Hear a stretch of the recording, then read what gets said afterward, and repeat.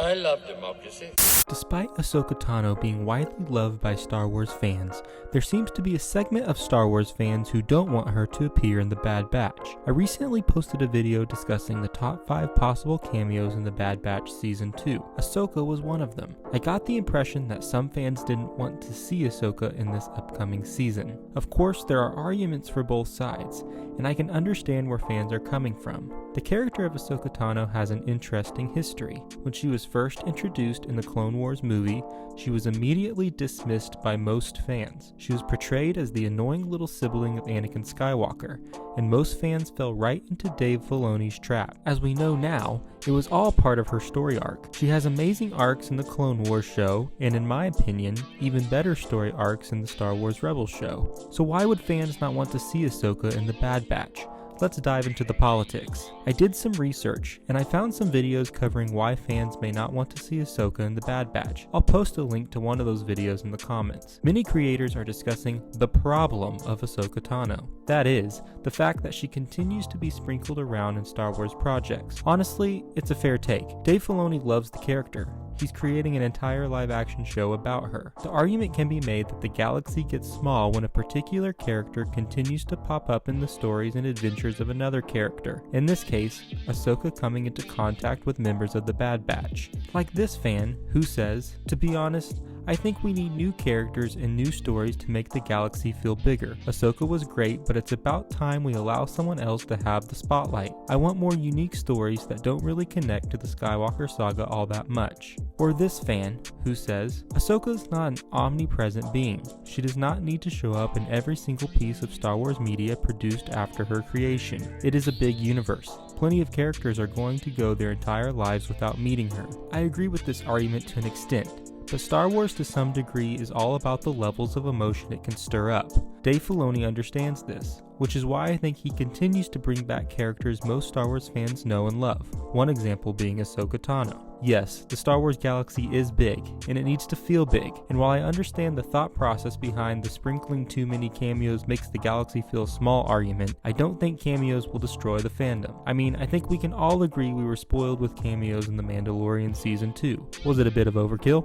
Probably, but can you name a single fan who was upset at the large amount of cameos in the season to the point of not wanting to watch future projects? Probably not. If you can, let me know in the comments section below. There are even some fans who, despite loving the character of Ahsoka, don't want to see Ahsoka overused. Like this fan, who says, "I absolutely love her to bits, but I really don't want her to be overused. I love her too much for that." I can totally understand this argument. When a character is used too much, they all of a sudden don't feel special. Take Luke Skywalker for example.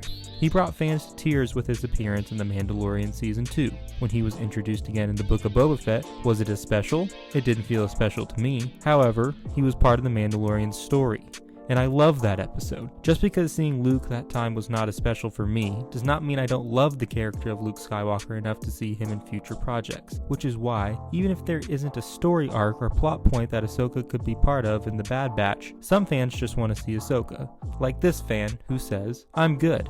Ahsoka is one of my favorite Star Wars characters.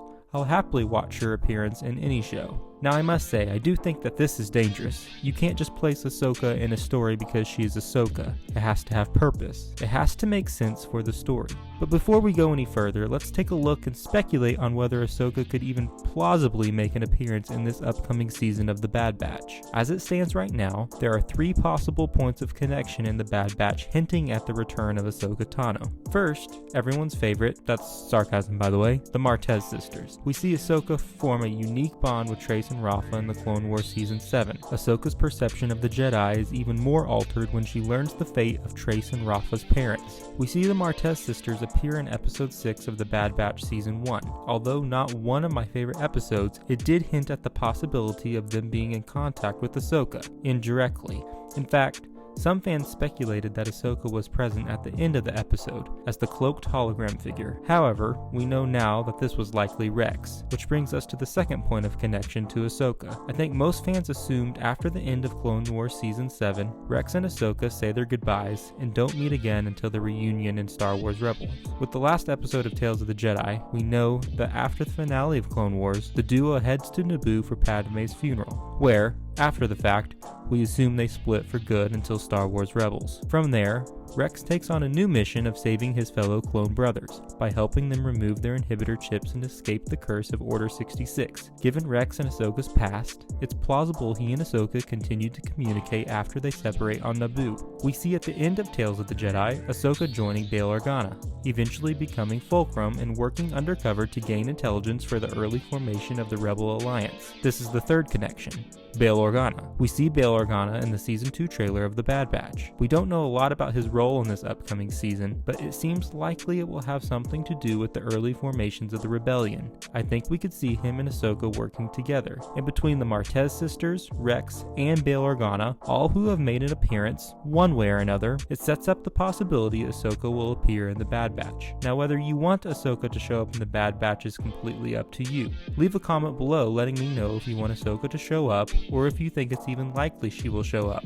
The polls are open, Senators. All this said, Ashley Eckstein has said that she has not recorded anything for The Bad Batch. However, she has also said that Dave Filoni has promised her that she will always be the voice for Ahsoka in animation, and there is definitely an argument to be made that Ahsoka will show up in The Bad Batch at some point, whether it be Season 2 or a future season. I'm looking forward to this upcoming season of The Bad Batch. I think it will be much better than the first, and I can't wait to see where we go next in the Star Wars galaxy. If you like this video, make sure you hit that subscribe button and check out a recent video where we predict that the main plot point of Bad Batch Season 2 will be reversing Order 66.